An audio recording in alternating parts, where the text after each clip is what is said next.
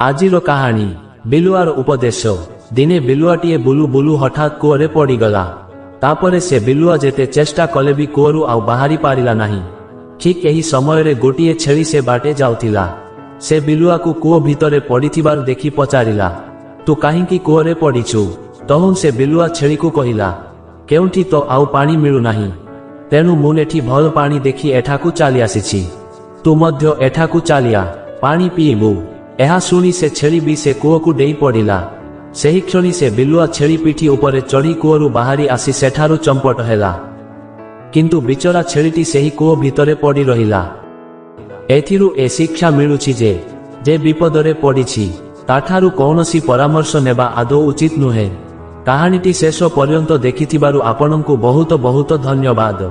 आजि पाई एतिकी, पुणी आसीबी आउ गोटे कहानी नेई। जय जगन्नाथ।